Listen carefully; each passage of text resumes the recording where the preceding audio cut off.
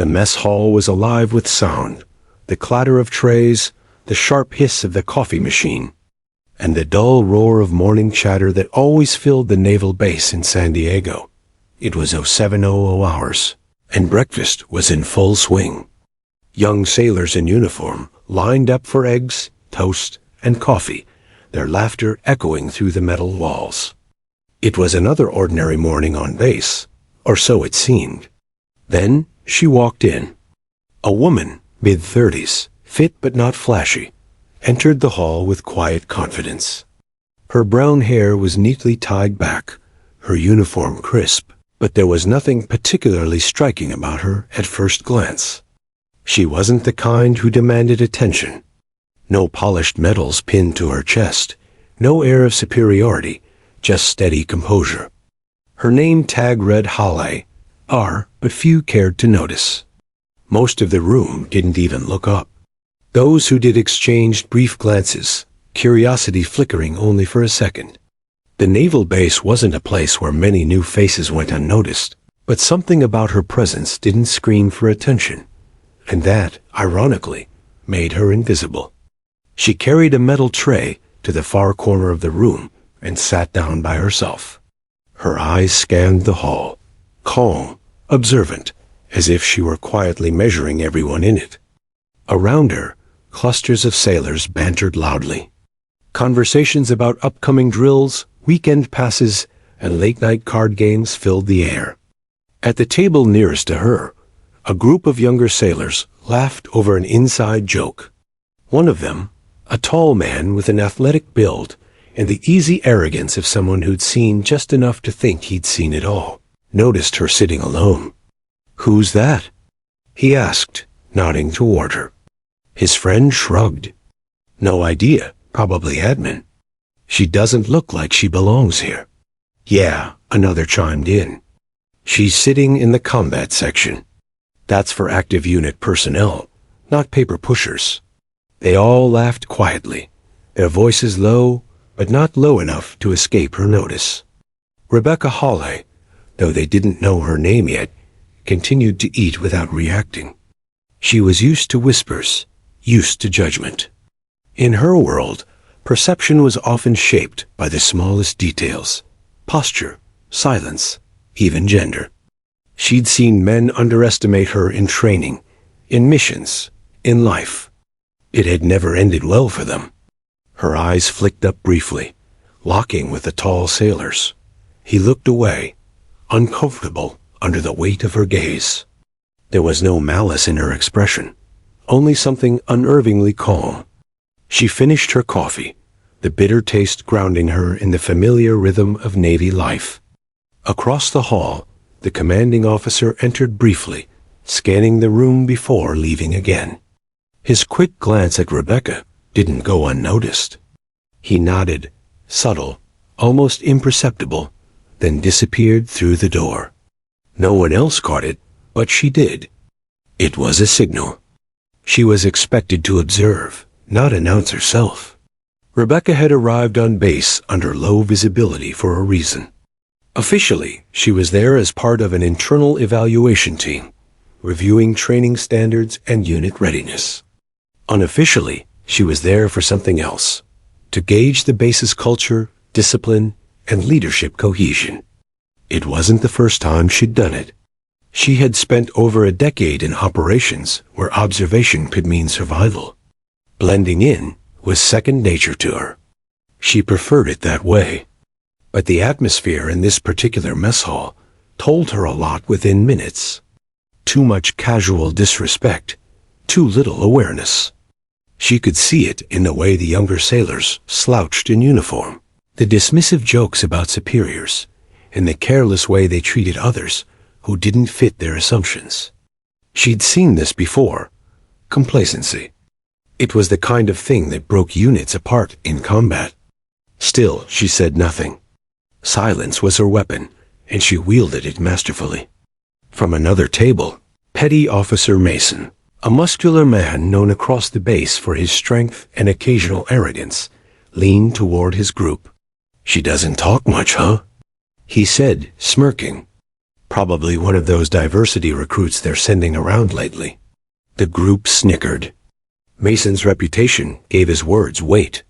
He wasn't cruel by nature, just cocky, the kind of sailor who thrived in competition and never backed down from a challenge. Rebecca's gaze shifted slightly toward him. She didn't frown, didn't smile, just looked briefly. A flicker of something unreadable crossed her face, and then she went back to her meal. The mess hall's noise swelled again. Boots against the floor, trays sliding, laughter echoing. Yet somehow, an unspoken tension lingered in the air. Some of the older officers at nearby tables glanced at her, recognizing her composure, but not daring to speak. One, a grizzled chief petty officer named Alvarez, leaned toward his companion and whispered, "I've seen that look before. That woman's not just admin." "How can you tell?" "Because she's watching everyone," Alvarez muttered.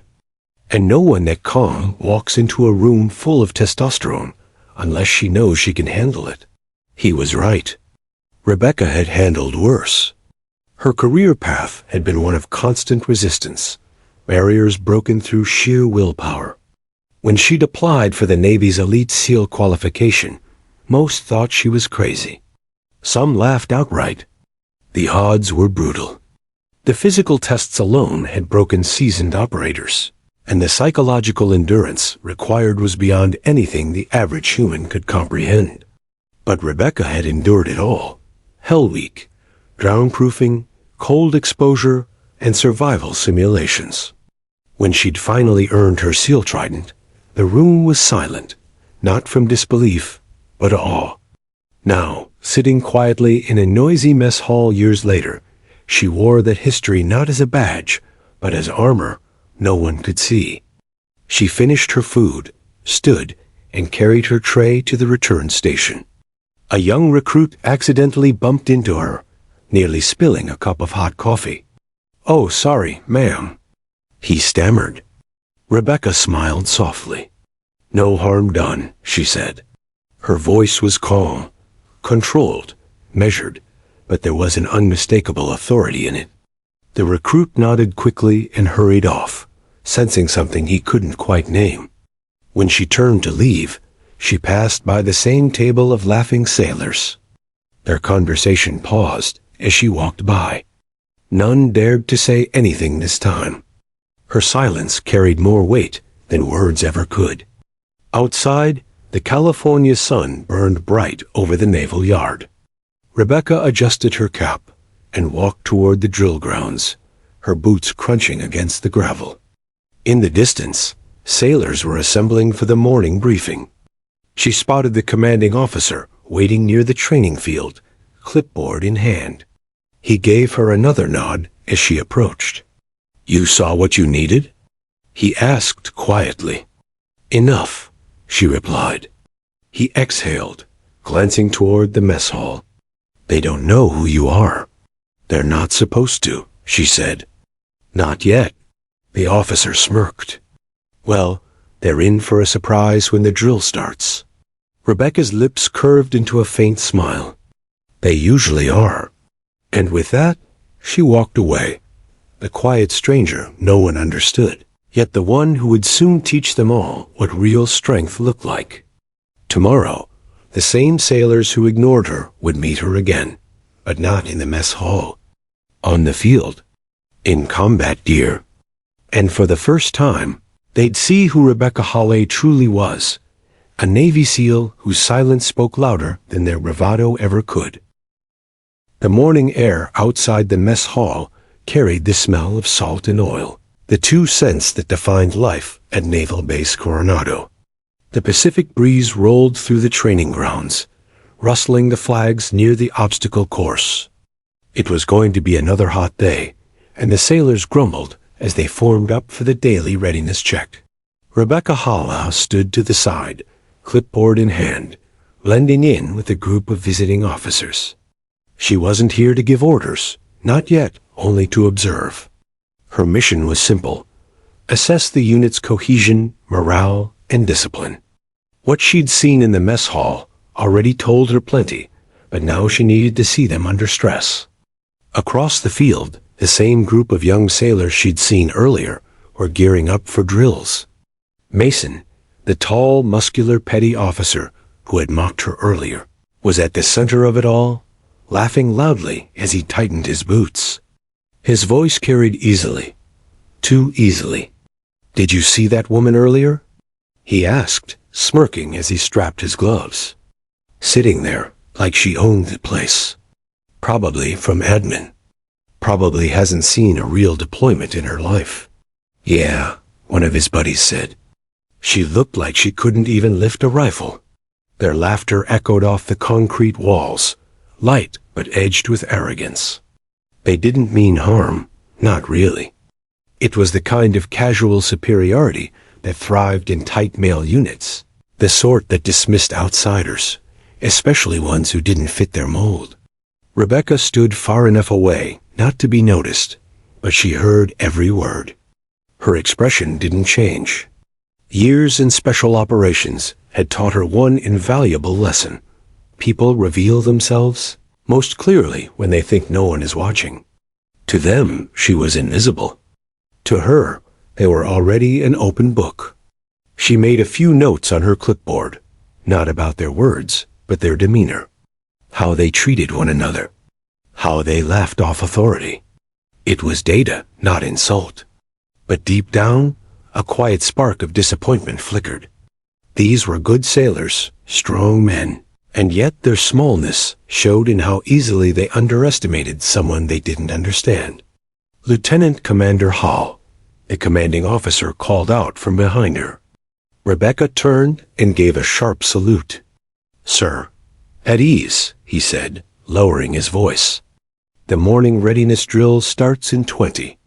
I've added a little surprise for them."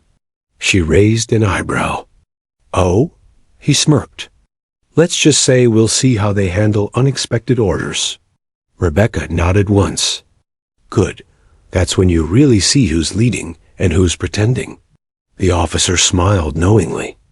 "And maybe when they find out who you are, they'll think twice before judging a book by its cover." Rebecca's tone was calm, but her words carried quiet conviction. "I'm not here to embarrass them, sir. I'm here to teach them." "I know," he replied. But a little humility never hurt anyone. They shared a brief smile, professional, respectful, and she turned back toward the training field. By mid-morning, the sun had climbed high, turning the concrete into a furnace. The sailors were lined up, sweating under the weight of their vests. The commanding officer stood before them, his shadow long and sharp. "All right, men," he barked. "Today's going to be a little different. We're testing more than endurance. We're testing teamwork." Mason exchanged a look with his friend Carter and rolled his shoulders. "Same thing every week," he muttered under his breath. But then the officer's tone shifted. "We'll be running close-quarters combat demonstrations first. I need volunteers." Immediately, hands shot up, Mason's among them. "Sir, I'll go first," he called confidently. The officer nodded. "Good. Pick your opponent." Mason smirked. He looked around dramatically, pretending to weigh his options. His eyes found Rebecca standing quietly at the edge of the formation, still holding her clipboard. The smirk widened. "With your permission, sir," he said, "I'll take her." A few of the men snorted laughter. One whispered, "Oh, this is going to be good." The officer's expression remained unreadable. "You sure about that, Mason?" "Yes, sir." Rebecca turned slowly, her gaze steady but neutral. She didn't protest, didn't smile. She just set the clipboard aside and stepped forward. Her movements were deliberate, efficient, the kind of control that only came from experience. "Very well," the officer said. "Lieutenant Commander Hawley will demonstrate defensive response. Mason, you attack as trained. No restraint, clear?" Mason nodded eagerly. "Crystal, sir." The circle formed. The air thickened. Rebecca and Mason faced each other on the mat, the sun glinting off Mason's sweat. He looked relaxed, even amused. She stood still, her body loose, her eyes steady. "Ready?" the officer called. Mason nodded. "Ready?" Rebecca gave a small nod.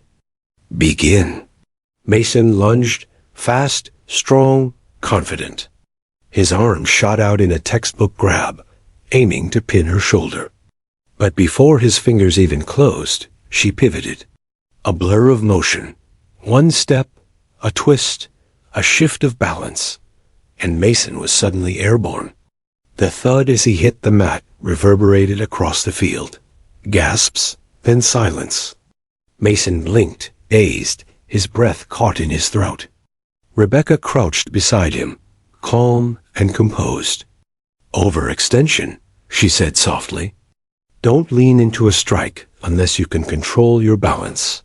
She stood, offered him a hand. He hesitated, then took it. The silence broke into a low ripple of disbelief. One of the sailors whispered, "What the hell was that?" Another said, "She barely moved." Rebecca simply nodded at Mason. "Good effort," she said, as if it had been nothing at all. The commanding officer cleared his throat. "Thank you both. Next demonstration, unit coordination drills in 10 minutes. The men scrambled away, murmuring among themselves. Mason stayed behind for a moment, wiping sweat from his forehead, his pride stung, but his respect growing. "Ma'am," he said quietly, "where'd you learn that?" Rebecca looked at him for a moment, then smiled faintly. "A few places," she replied, and walked away. Back in the mess hall later that day, the tone had shifted. The same sailors who'd laughed that morning now spoke in hushed voices whenever she passed. Curiosity had replaced arrogance. "Did you see her flip Mason?" One whispered. "She barely touched him, man," another said. "That wasn't luck. That was skill." Even Mason, normally the loudest voice in the room, kept quiet. When Rebecca entered to grab lunch, the laughter dimmed. Some nodded respectfully. Others just stared. She acknowledged none of it. She didn't need to. She took her seat at the same corner table as before, tray set neatly, posture calm. Across the room, Mason glanced her way. Their eyes met briefly. This time, there was no smirk, just respect. As she ate, she overheard one of the younger recruits whisper, "Who is she, really?" Rebecca didn't answer. She didn't have to. Because tomorrow, the truth would begin to unfold, not through words, but through action. The drills scheduled for the next morning weren't routine. They would be endurance and combat simulations, brutal, unforgiving, and revealing. Every weakness would show. And when that moment came, Rebecca Hall, the woman they had dismissed as a quiet outsider, would prove once and for all that strength wasn't in volume or arrogance. It was in discipline, skill, and the kind of courage that didn't need validation. As the sun dipped below the horizon, Rebecca watched from the window. The base grew quiet, the sea breeze cooling the hot air. The young sailors laughed again somewhere outside, their pride slowly fading into humility. She smiled faintly to herself. Tomorrow would be different. Tomorrow they would understand.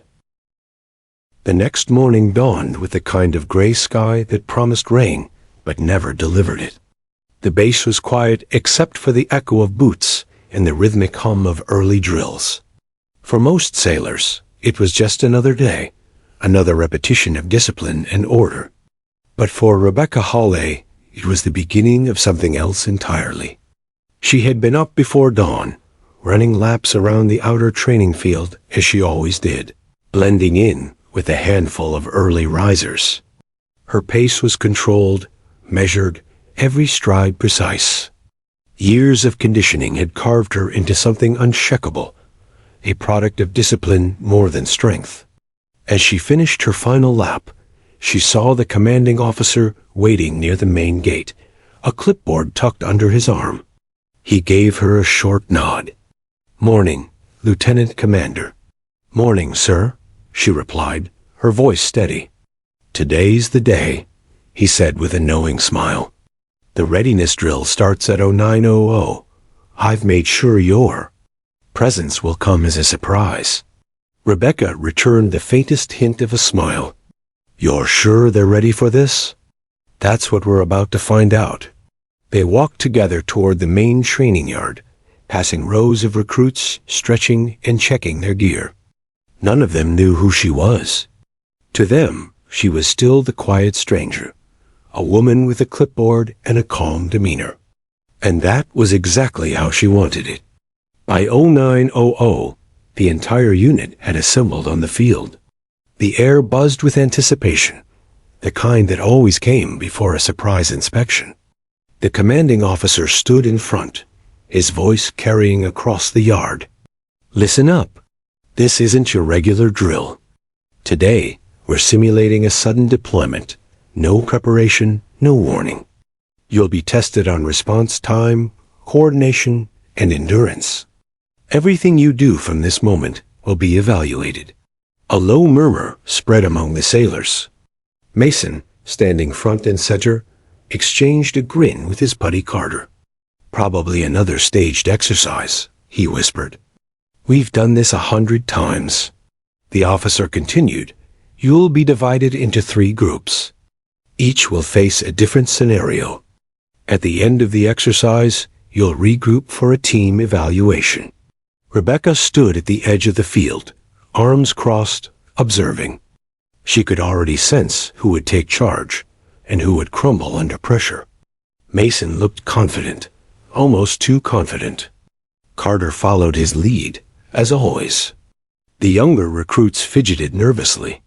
"Before we begin," the commanding officer added, "Lieutenant Commander Hawley will be joining you for evaluation." Heads turned. Mason frowned. "Wait, her?"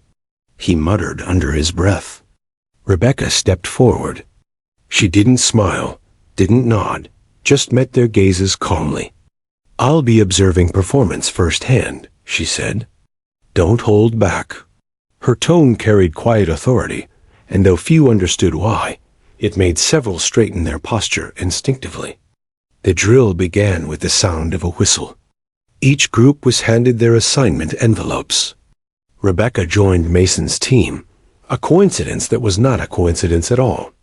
They were tasked with a simulated hostage rescue, retrieve an injured comrade from a mock enemy compound using strategy, coordination, and minimal communication. Mason immediately took charge. "All right, team, we've got this," he said, confidence radiating. "Stick with me. Carter, take point. Daniels, cover rear, and—" He glanced at Rebecca, clearly unsure how to assign her. "You, stick close. Watch our flank, I guess." She raised an eyebrow, but said nothing. "Copy that." The group set off at a jog toward the designated training zone, a section of the base converted into an urban combat maze of walls, tires, and sandbag barriers. They moved quickly at first, Mason barking short orders, Carter checking angles. But within minutes, their coordination began to falter. Mason's commands overlapped, Carter hesitated, and Daniels nearly tripped over debris. Rebecca stayed silent, moving with fluid precision. Her breathing never changed, her steps soundless. She noted everything: Mason's overconfidence, Carter's indecision, the group's lack of synchronization. At one point, Mason gestured for her to move left. "You cover that corner," he hissed. Without a word, she slipped into position, but when he advanced without checking his blind spot, she reached out and grabbed his shoulder, pulling him back just as a training sensor light blinked red, indicating he'd been hit. Mason froze. "What the—" Rebecca's voice was calm, almost conversational. "You didn't clear your angle." He looked at the blinking sensor strapped to his vest, then at her. You saw that?" She tilted her head slightly. "I see everything." For a moment, their eyes locked, his full of shock, hers of patience. Then she turned away, scanning the field. "Keep moving," she said. The teen pushed forward, this time a little more carefully. Mason's bravado began to fade, replaced by a grudging respect. Each time they faltered, she was already there, correcting, guiding, never raising her voice. When Carter froze under simulated fire, she took his weapon, advanced low, and neutralized the target with 3 clean shots. Her movements were surgical, smooth, economical, practiced. When they finally reached the mock hostage, Rebecca assessed the situation in seconds. "Carter, your lead medic. Daniels, cover the rear. Mason, take his other arm. Move on my mark." No one questioned her. Not anymore. They exfiltrated smoothly, Rebecca setting the pace, calling precise commands. When the final whistle blew, their group reached the extraction point first. The commanding officer, who had been watching from the tower, scribbled notes. The others soon arrived, exhausted and disorganized. Mason's team, though sweaty and bruised, was intact and alive in the simulation. After the debrief, the commanding officer gathered everyone. "Let's talk results," he said, his tone serious. One team completed the mission with full survival. One lost 2 men to enemy fire. One failed to retrieve the hostage. Guess which team finished first? He turned toward Rebecca's group. Team 3. A ripple of surprise went through the ranks. Mason's mouth fell open slightly. The officer continued. "And do you know why? Because someone in that team understood the fundamentals of leadership. Awareness, timing, discipline. Lieutenant Commander Halle." Rebecca stepped forward slightly, but the officer held up a hand.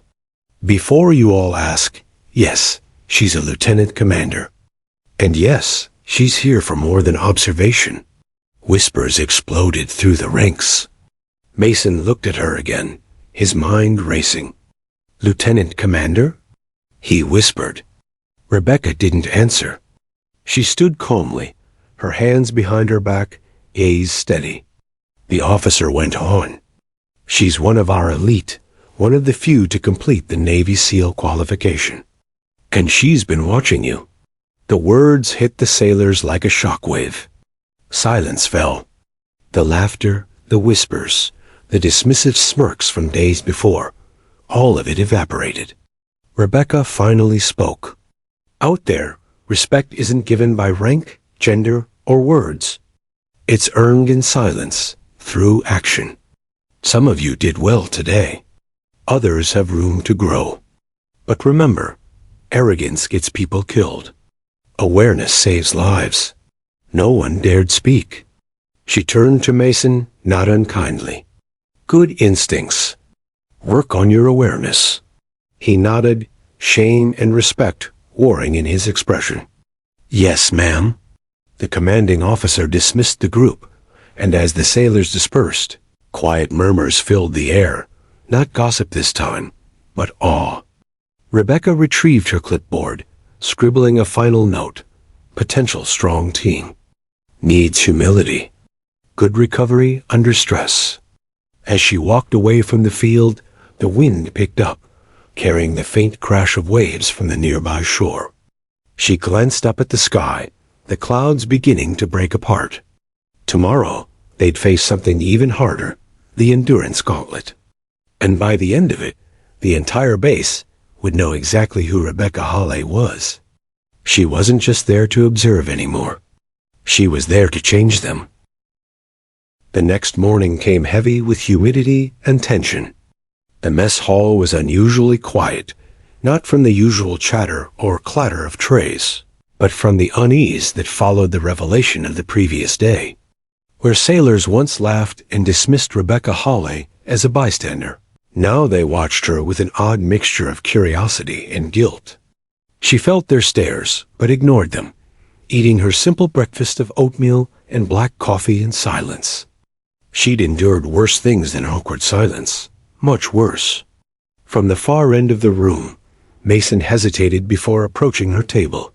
"Ma'am," he said quietly, his voice stripped of its former cockiness. "I just wanted to say—" She didn't look up. "Don't say it," she interrupted gently. "Show it." He paused, then nodded, understanding. "Yes, ma'am." When he walked away, Rebecca allowed herself the smallest of smiles. Respect earned through words was temporary. Respect earned through silence lasted a lifetime. By 0800 hours, the entire base gathered at the training arena, a large outdoor field lined with padded mats, dummies, and obstacle rigs. The commanding officer stood at the center, clipboard in hand, his voice echoing through the humid morning air. "Today's test is different," he announced. "You'll be observing, not leading, because today you'll see what it really means to fight like a Navy SEAL." Murmurs ran through the group. They had seen combat demonstrations before, but none that warranted this kind of build-up. The officer turned toward Rebecca. "Lieutenant Commander Hall, the floor is yours." She nodded once, stepping forward. Dressed in black tactical gear, sleeves rolled up, her forearms bore faint scars, silent proof of the years behind her calm composure. "Most of you think combat is about strength," she began, her voice carrying clearly across the yard. "It's not. It's about awareness, adaptability, and control. Strength helps, but control wins." Her eyes swept across the group until they found Mason and Carter. "You two," she said, motioning them forward. They exchanged a nervous glance. "Us, ma'am?" Mason asked. "Yes, I need volunteers who think they can take me down." A ripple of laughter moved through the group, half disbelief, half nerves. Mason chuckled awkwardly. "With respect, ma'am, I don't think—" "Good," she cut in. "Thinking too much gets you hit." The officer gestured for the two sailors to step onto the mat. They removed their boots, squared up, and assumed basic defensive stances. Rebecca stood in front of them, relaxed, her hands loose at her sides. "This is a controlled demonstration," she said calmly. "No one gets hurt. But don't hold back." The officer blew a whistle. Mason lunged first, aiming for a quick grab.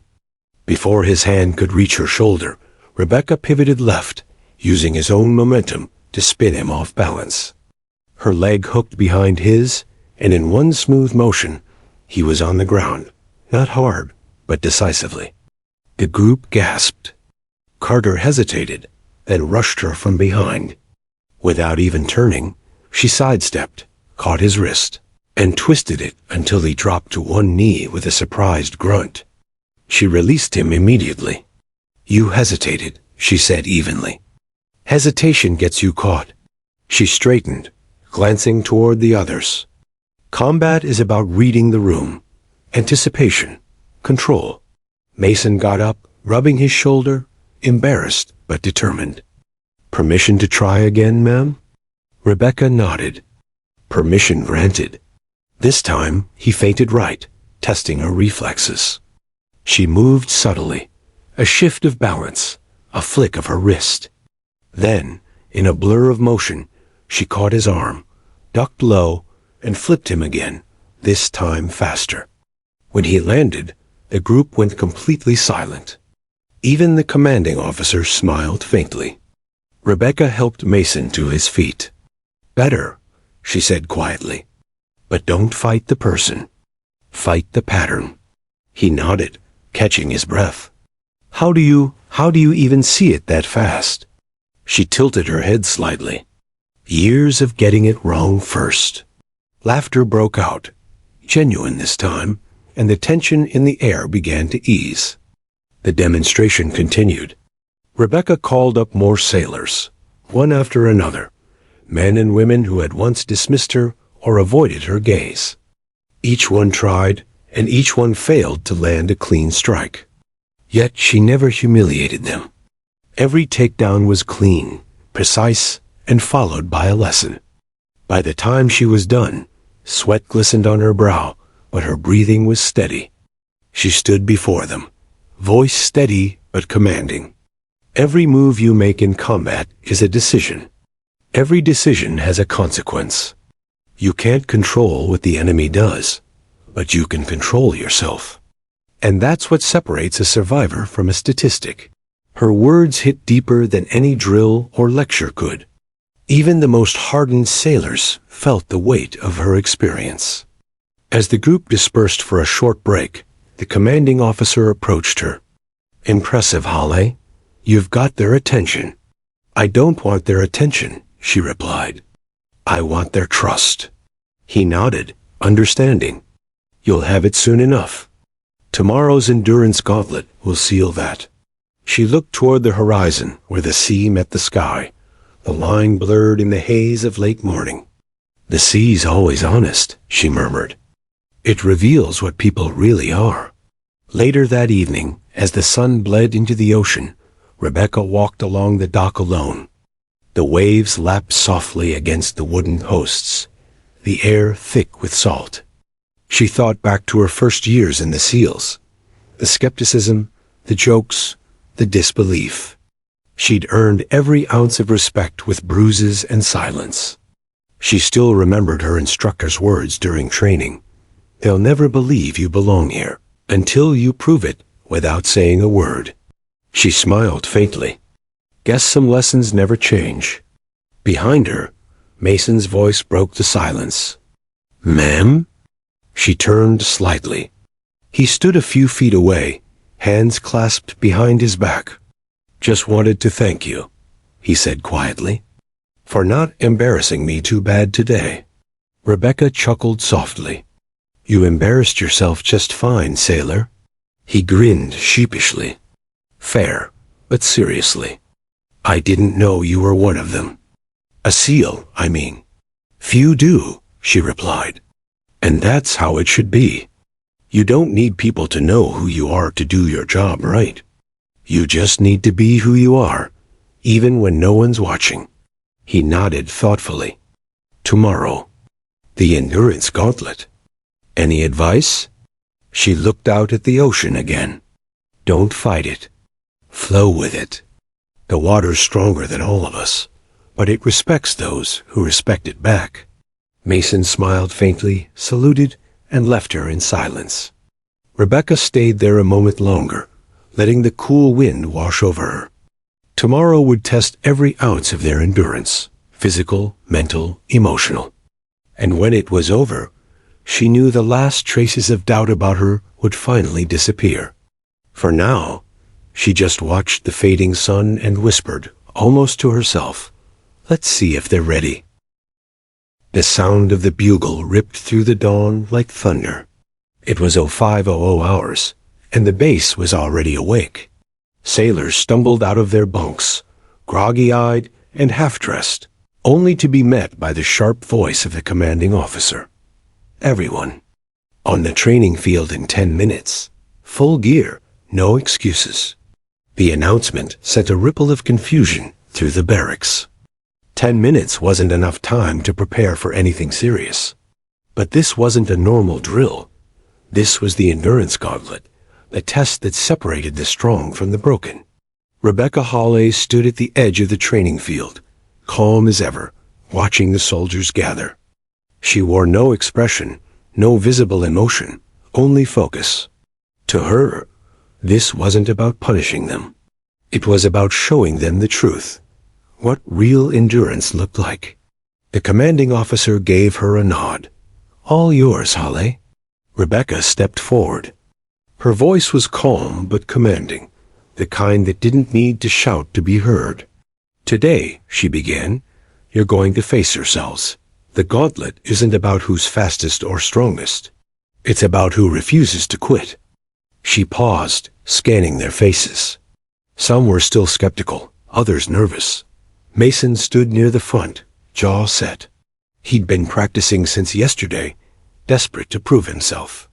Rebecca gestured toward the far end of the field, where a series of obstacles had been set up: rope climbs, sand pits, pull-up rigs, water trenches, and heavy log carries.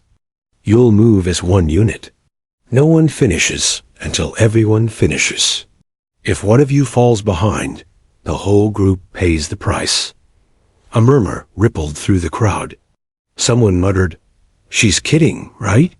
Rebecca's eyes snapped toward the voice. "Do I look like I'm kidding, sailor?" Silence. "Good. Because out there," she continued, pointing toward the horizon, "the enemy doesn't care if you're tired. The ocean doesn't care if you can't breathe. So neither do I. Begin." The first challenge was a 400-yard sprint through mud, uneven, slippery, and cold enough to sting their skin. Within seconds, the group was floundering, trying to find footing. Rebecca jogged alongside them, unhurried, shouting brief commands. "Keep your spacing. Watch your breathing." Mason led the front pack, splashing mud everywhere as he powered through. Carter trailed close behind, gasping but determined. Several recruits slipped, falling face first into the muck. Rebecca didn't stop for them, but she didn't ignore them either. "Get up," she barked. "Failure's not falling down. It's staying there." Her words seemed to hit like an electric current. They scrambled up and kept running. By the time they reached the end of the mud field, half of them were trembling from exhaustion. But there was no rest. "Next station, rope climb," Rebecca ordered. Thick ropes hung from metal bars, swaying in the morning wind. Each sailor had to climb to the top, touch the beam, and descend safely. Simple enough, unless your arms were already shaking from fatigue. Mason grabbed a rope first, gritting his teeth as he pulled himself up. Halfway, his hands slipped, burning against the rope. He clenched harder, refusing to drop. Below him, others struggled even more. Rebecca moved among them like a ghost, correcting form, shouting encouragement and commands in equal measure. "Use your legs, not just your arms," she said to one recruit. "Breathe through the movement, not against it." When Mason finally reached the top and touched the beam, he let out a shaky breath. As he descended, he caught sight of Carter, still struggling halfway. "Come on, man, you got this," Mason yelled, offering a hand once Carter neared the ground. Rebecca noticed. Her lips twitched, almost a smile. Teamwork, finally. The gauntlet continued. They dragged logs across the sand, lifted ammo crates, and waded through waist-deep water trenches. Every minute stretched into eternity. The sun climbed higher, the heat unbearable, their breaths ragged. Somewhere around the third hour, one of the younger recruits, a short, wiry sailor named Torres, collapsed in the sand, gasping for air. I can't do it," he wheezed, clutching his side. The group slowed, unsure whether to help or keep going. Rebecca's voice cut through the air like steel. "No one moves until he stands." Mason dropped his log immediately and knelt beside Torres. "Come on, man, deep breaths. In through the nose, out through the mouth." Torres shook his head, on the verge of tears. "I'm done." Rebecca crouched beside him, her shadow falling across his face. "You think you're done?" she said quietly. "You're not even close. You've got more left in you than you know." Torres looked up, trembling. "But it hurts." "Pain's not your enemy," she interrupted. "It's proof you're still alive. Get up, sailor." Her tone was calm, not cruel, the kind of voice that made giving up impossible. Slowly, painfully, Torres pushed himself up to his knees. Mason helped him the rest of the way. When the group saw him stand, something shifted. Energy surged back into their movements. Rebecca nodded once. "Now move." They did. By hour 5, the sky was blazing. Sweat poured down their faces, their uniforms heavy with water and grit. But not one person had quit. Rebecca pushed them harder, not to break them, but to show them their limits were lies. She'd learned that lesson in the freezing surf of Coronado years ago, when she'd been told she'd never make it past week 1. "Pain fades," she shouted. running beside them. Regret doesn't. You think you can't take another step? Take it anyway. The unit roared in response, a raw primal sound that came from somewhere deeper than strength. Finally, after nearly 6 hours, the whistle blew. They collapsed in the sand, panting, drenched, every muscle screaming. For a long time, no one moved. The only sound was the ocean crashing in the distance. Rebecca stood in front of them, hands clasped behind her back. Her voice softened. That was the first time I've seen this unit move like one body. She walked slowly down the line, meeting each set of exhausted eyes. You fell. You got up.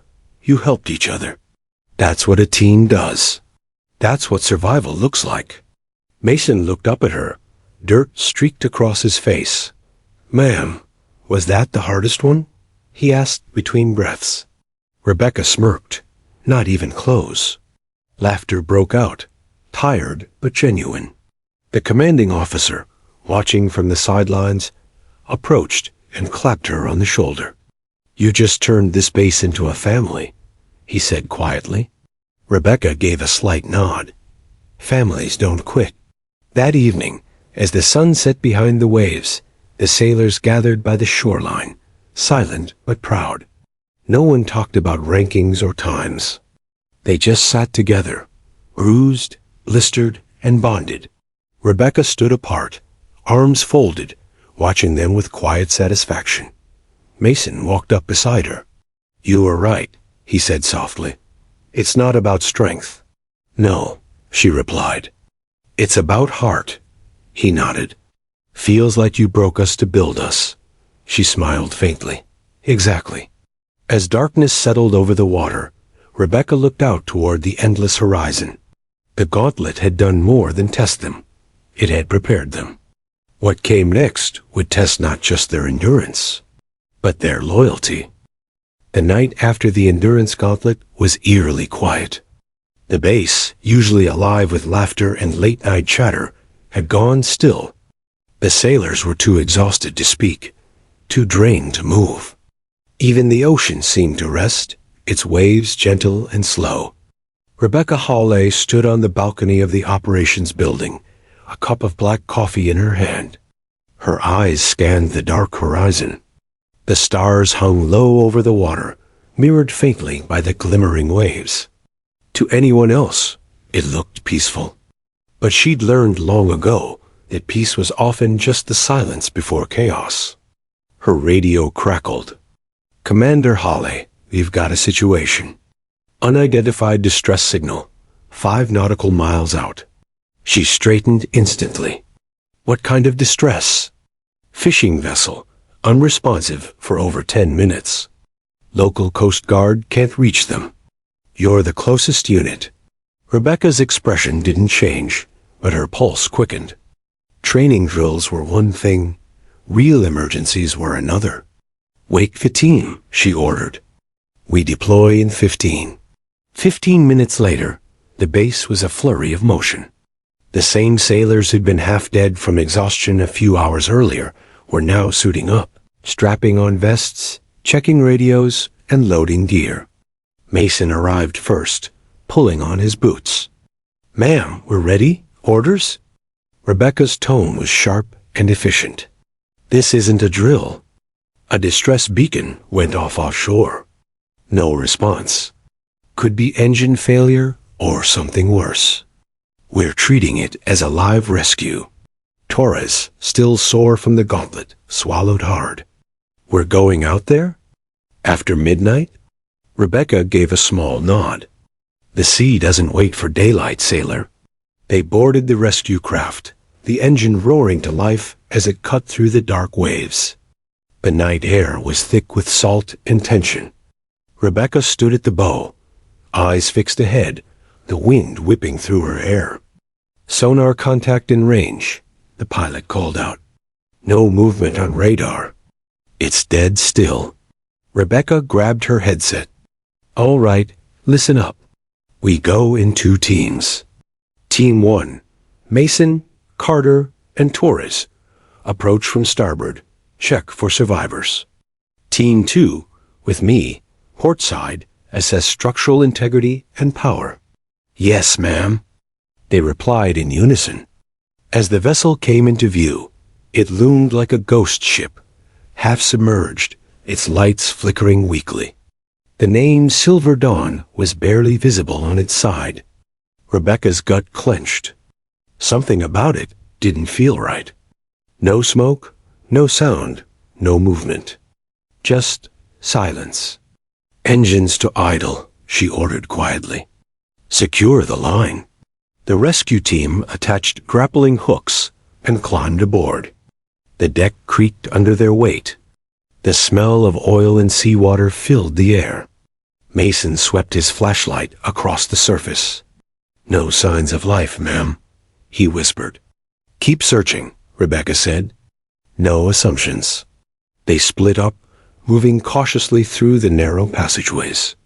Rebecca led the way below deck, her weapon drawn, standard procedure for unknown environments. When she reached the engine room, she saw it immediately. Scorch marks along the metal walls, wires ripped apart, and water seeping in through a crack near the hull. This wasn't a malfunction, she muttered. Something hit this vessel. Her radio crackled again. Mason's voice came through, tense. Commander, we found something. You'd better see this. Rebecca moved fast, climbing the stairs 2 at a time. When she reached the deck, Mason pointed his flashlight toward the far side of the ship. There, tangled in the fishing nets, was a small metallic device, blinking red. Rebecca's eyes narrowed. That's not fishing equipment. Torres swallowed hard. Is that a bomb? She crouched, inspecting it closely. Not active. It's a tracking beacon. Carter looked confused. Tracking what? Before Rebecca could answer, the device emitted a sharp beep, and the lights around them flickered. Move, she shouted, grabbing the beacon and tossing it into the sea. Everyone back to the boat now. They scrambled over the deck as the Silver Dawn groaned, the structure shifting ominously. Water rushed in faster now. Within seconds, the ship began to list to one side. Rebecca shoved Torres toward the rope line. Go. I'm right behind you. Mason hesitated at the edge, shouting, Ma'am, the ship's going down. I said go. The team leapt back onto their rescue craft, just as the Silver Dawn tilted and vanished beneath the waves with a thunderous roar. The water churned violently, waves slamming against their hull. Rebecca steadied herself, eyes on the swirling foam. Get us out of range, now. For several long minutes, no one spoke. The engine roared as they sped away from the sinking wreck, salt spray hitting their faces. Finally, Mason broke the silence. Ma'am, what the hell was that? A tracking beacon on a fishing ship? Rebecca's jaw tightened. Someone planted it, which means this wasn't an accident. Torres looked pale. So we were. What, bait? Possibly, she said. But whoever set that up didn't expect trained personnel to find it. She turned toward the pilot. Radio command. Tell them we've got a possible sabotage case. Mark coordinates and request follow-up from Naval Intelligence. Yes, ma'am. Back at base, the team gathered in the operations room, soaked and exhausted, but buzzing with adrenaline. The commanding officer met them at the door, eyebrows raised. What happened out there? Rebecca handed him her field log. Distress signal was real, but the vessel was sabotaged. Tracking beacon attached. Likely an illegal shipment or smuggling run that went bad. He flipped through her notes, frowning. You're saying someone used our waters as a cover? Yes, sir. And they didn't expect a response this fast. The officer sighed, setting the file down. Good work, Holly. You might have just uncovered something bigger than a rescue. Rebecca nodded, but her mind was elsewhere. She looked at her team, muddy, wet, shivering, and felt a rare swell of pride. They'd followed orders perfectly. No panic, no hesitation. Mason caught her eye and gave a tired grin. Guess all that training paid off? She smirked. You tell me. He chuckled, then turned serious. You knew it wasn't just an accident, didn't you? I had a feeling, she admitted. You learned to listen to your instincts out there. Torres, sitting nearby, rubbed his hands together. That was the real deal, huh? No safety net this time. Rebecca nodded. That's what the world looks like when it stops pretending. Later, as the others hit the showers, Rebecca stayed behind in the command room, staring at the map projected on the wall. The Silver Dawn's coordinates blinked red in the middle of the ocean, but around it, faint traces of other beacons appeared, miles apart, forming a pattern. Her stomach dropped. It wasn't random. Sir, she called out to the commanding officer, I think we've got multiple ships running the same route. He frowned. You think they're connected? I don't think, she said quietly. I know. He studied her face for a moment, then gave a grim nod. Then we're not done yet. Rebecca looked back at the map, eyes hardening. The base had just survived its first real test, but now a much bigger storm was brewing. And this time, no one would underestimate the quiet woman in the mess hall ever again. For days after the Silver Dawn incident, the naval base was in controlled chaos. Security protocols tightened.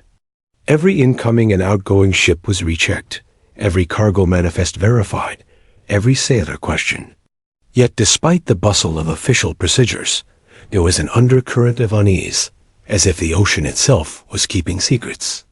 Commander Rebecca Hawley hadn't slept much since that night. The image of the sinking vessel still replayed in her mind, the blinking red beacon, the eerie silence, the quick descent into darkness. Something about it gnawed at her instincts. She'd seen missions go bad before, but this wasn't random. This was orchestrated. When the report came back from naval intelligence, her suspicions hardened into certainty. Ma'am, said the intelligence officer, sliding a file across the table. We analyzed the tracking beacon you retrieved. It's military grade.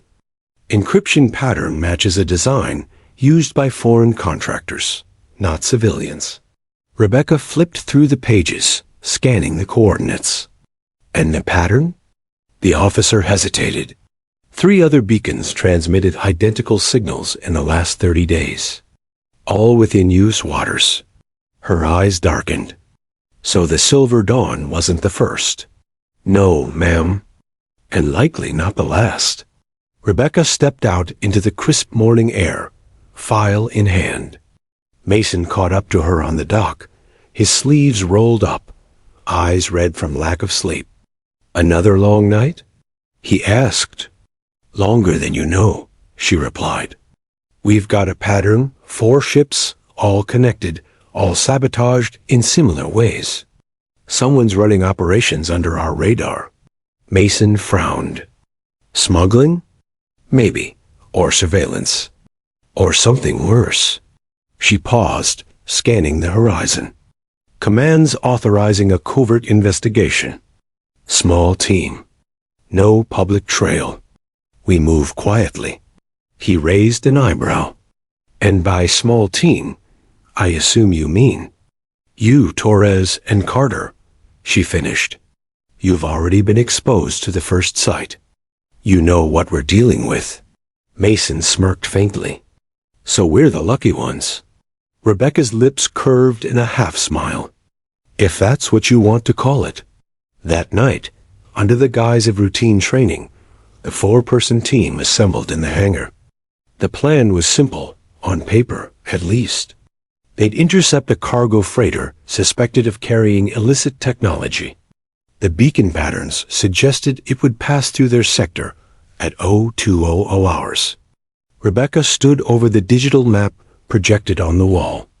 We're deploying aboard the Falcon, a stealth patrol vessel. Minimal noise signature. We'll intercept, board, and secure.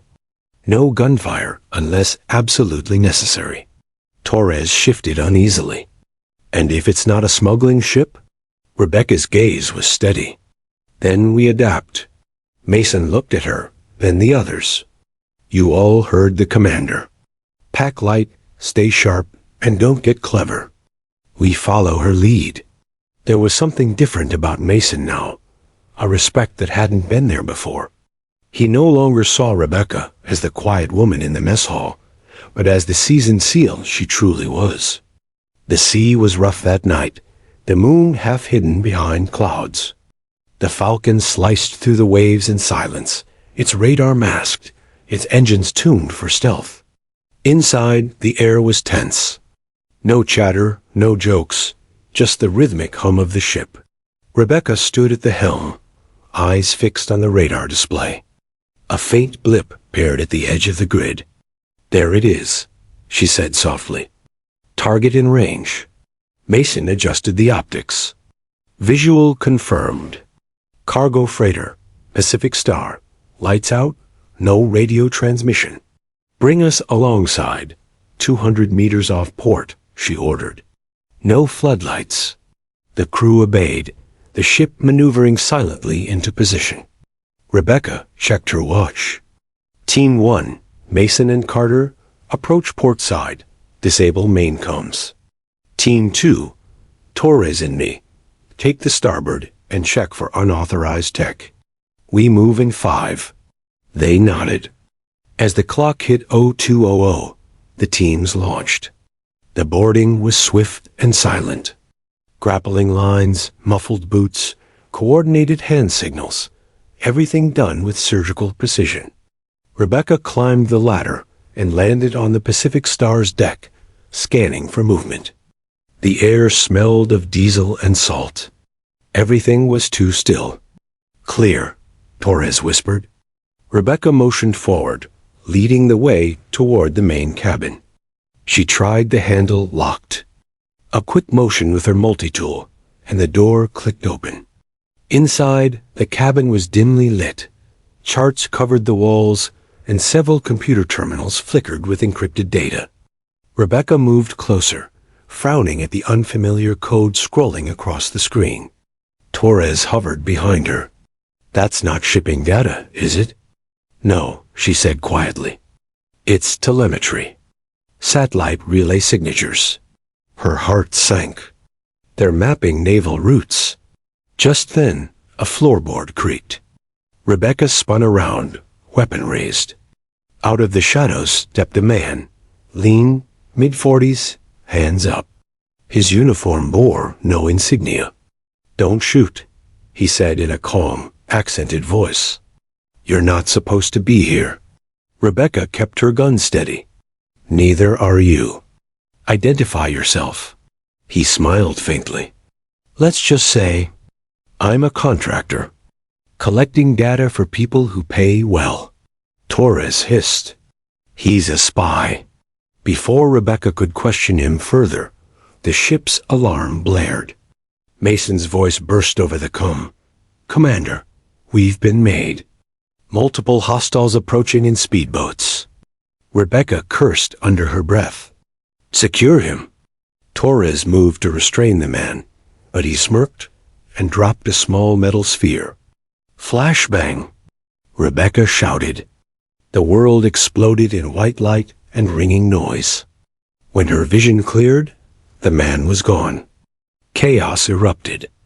Gunfire cracked in the distance. Mason's voice came through again, louder this time. We're under attack. 3 boats. Armed personnel. Rebecca dashed to the deck, Torres behind her. Bullets hissed past as she ducked behind a crate. She grabbed her radio. Mason, regroup near the aft deck. We're pulling out. Copy that. Carter's voice came next. They've got RPGs. They're trying to disable the Falcon. Rebecca gritted her teeth. We're not giving them that chance. She spotted a mounted flare gun and loaded it with a signal charge. Timing it between bursts of fire, she aimed high and shot it toward the sky. The flare streaked red, illuminating the night. Pilot, moved the Falcon closer. She yelled into her headset, "Prepare for emergency extraction." Within minutes, the stealth ship closed in, its engines roaring. Mason and Carter appeared from the smoke, covering each other as they retreated. Rebecca and Torres provided suppressive fire until the last second before jumping aboard. As the Falcon sped away, enemy boats gave chase, but the stealth systems kicked in. Radar signature gone, visual contact lost. "Everyone accounted for?" she asked, breathing hard. "All here," Mason replied. "But our contractor escaped." Rebecca leaned against the wall, heart pounding. "He won't get far. That beacon pattern, it was a network. We just found their nerve center." Torres looked shaken. "You mean this goes beyond our waters?" Rebecca nodded grimly. "It's global." Back at base, they debriefed for hours.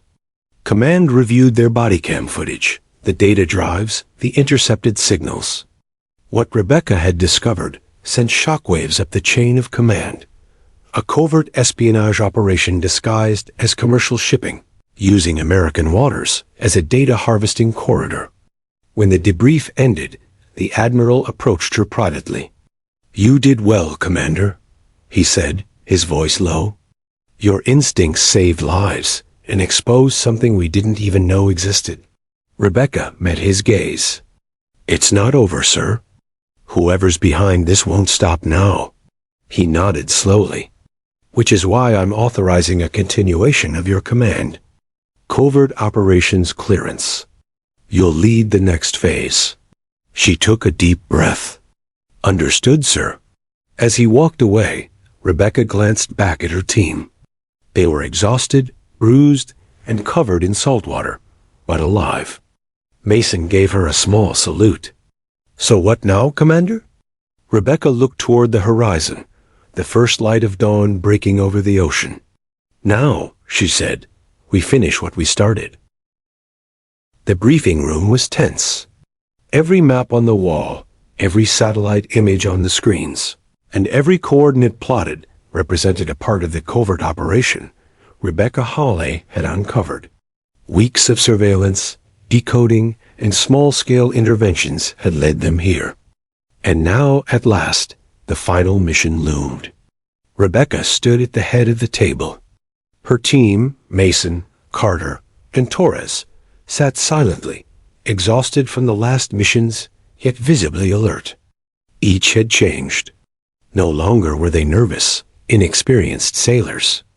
They were a unit, forged under her leadership, hardened through gauntlets, drills, and live emergencies. "This is it," she said, voice steady and commanding. "We've traced the espionage network to a coastal facility disguised as a research station. Their communications hub is housed there. We move at 0200 hours. Minimal noise, no civilian interference, full mission success required. Failure isn't an option." Torres swallowed nervously. "And the crew inside?" "Armed and ready," Rebecca replied. "But they won't expect an attack from a team that looks like ordinary Navy personnel. That's our advantage. We hit fast, silent, precise." Mason leaned forward. "So, just like the simulations?" Rebecca's eyes narrowed. "Simulations are practice. This is reality. Adaptation is key. Trust your training, trust each other, and trust me." The team nodded, silent resolve replacing earlier trepidation. By 0100 hours, the stealth patrol vessel cut through the waves under moonlight. The coastal facility came into view, a complex of low buildings, high fences, and searchlights sweeping the shoreline. Shadows moved behind reinforced windows. The scale of the operation was larger than any drill or prior mission. Rebecca crouched at the prow, scanning with binoculars. 3 perimeter guards on patrol, she whispered. Infrared sensors active. Cameras along the roofline. Approach quietly, no detection. Mason, Carter, and Torres moved into position beside her. Rebecca outlined the entry plan. 2 teams, she and Torres, would infiltrate the central building. Mason and Carter would cover the perimeter, neutralize guards silently, and secure the exit route. "On my signal," Rebecca said. "Move." The team slid into the shadows, moving with fluid precision. The facility's fence was scaled with grappling hooks and silent wire cutters. Each step calculated, each breath measured. No one spoke above a whisper. Inside the central building, dim lights flickered over rows of servers and monitors. Rebecca's eyes scanned the room. Multiple screens displayed encrypted data streams, satellite feeds, and maps plotting naval traffic. Whoever had set this up had extensive resources and a network of operatives far beyond what they had imagined. Torres shivered. "This is massive." Rebecca crouched beside the nearest console, fingers dancing over the keyboard. "Focus. We only have minutes before they notice anomalies." Suddenly, a door at the far end creaked. 2 armed operatives entered, scanning for intruders. Rebecca held up a hand. "Wait." As they approached the servers, she signaled Torres. In a flash, she moved. A controlled strike that incapacitated the first guard, a sweep of precision for the second. No shots fired, no alarms triggered. Torres exhaled shakily. "I didn't even see it happen." Rebecca glanced at him. "That's the point. You're invisible when you need to be. That's control." Meanwhile, outside, Mason and Carter encountered a patrol squad near the perimeter. Using hand signals, they coordinated a silent takedown. Guards dropped one by one, unconscious but unharmed. Mason whispered into the comm, "Perimeter clear." Moving to extraction point. Back inside, Rebecca accessed the main server. Files flashed on the screen. Names, dates, shipping routes, encrypted communications. This was the evidence that would dismantle the entire operation. Suddenly, alarms blared. Infrared sensors triggered. Rebecca's team froze. They had been discovered. "Move," she hissed. "Go, go, go." Torres carried the extracted drives as Rebecca led the way toward the secondary exit. The hallway was lined with armed guards converging on their position. Rebecca's voice was calm, precise. "Focus, one obstacle at a time." With controlled movements, she dispatched the first 2 guards, grabbing Torres's arm to pull him forward. Mason and Carter joined them at the extraction point, taking down remaining threats with disciplined precision. The chase led them to the roof. Below, the water reflected the moonlight, an open escape route. Rebecca calculated the jump. "Torres first," she said. "Carter, Mason, cover." On 3. The 3 sailors leapt, hitting the water with minimal splash. Rebecca followed, a perfect dive that carried her under the waves. They swam to the stealth vessel, climbing aboard quickly as alarms still blared from the facility. Once aboard, the crew accelerated away from the coast, leaving the chaos behind. The moonlight reflected off wet faces and adrenaline-charged eyes. Mason looked at Rebecca. "We did it." "All of it?" Rebecca held up the drives. "Everything we need to expose the network. But it's just the start. The real work begins when Command reviews this evidence." Torres shivered. "I can't believe we pulled that off." Rebecca glanced at him, a faint smile on her face. "You pulled it off. I just guided you." Back at base, the team debriefed with high-ranking officials. The drives contained proof of covert espionage, illegal surveillance, and sabotage operations. Immediate actions were taken to dismantle the network, arrest operatives, and secure vulnerable ports. The commanding officer addressed the team privately. "Commander Howell, you've exceeded expectations. Your team performed flawlessly under pressure." Rebecca's expression remained modest. "They performed. I just trusted them to act as they were trained." Mason, standing beside her, nodded. "We learned from the best, ma'am. No one can doubt that anymore." The room fell silent for a moment, the weight of their success sinking in. They had faced danger, uncertainty, and overwhelming odds, and emerged victorious. Later, in the quiet of the mess hall, ironically the same place where everyone had once ignored her, Rebecca Hall sat alone, sipping coffee. The memories of dismissive glances, sarcastic comments, and underestimation crossed her mind. Mason approached quietly. "Mind if I join you?" Rebecca glanced up. "Go ahead." He sat, smirking faintly.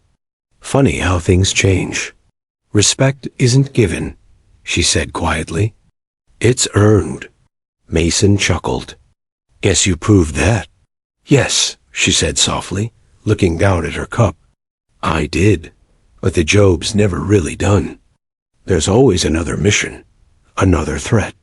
The ocean doesn't sleep, and neither do the people who try to use it for their gain." Mason nodded. "Well, we'll follow your lead. No more doubts." Rebecca allowed herself a small smile. "Good, because that's exactly what makes a team unbreakable." As night fell over the base, the waves rolled against the shore in a steady rhythm. The sailors returned to their bunks, exhausted but proud. And in the quiet corners of the mess hall, a single woman sat alone, the one they had once ignored, the Navy SEAL who had proved her worth not with words, but with action. Rebecca Hawley looked out at the ocean, a sense of calm settling over her. The missions would continue. Threats would emerge. But one thing was certain. She and her team were ready. And the memory of the quiet woman in the mess hall, the one who had been underestimated, would never fade from their minds. The story of respect earned, of courage proven, and of leadership unchallenged had reached its unforgettable conclusion.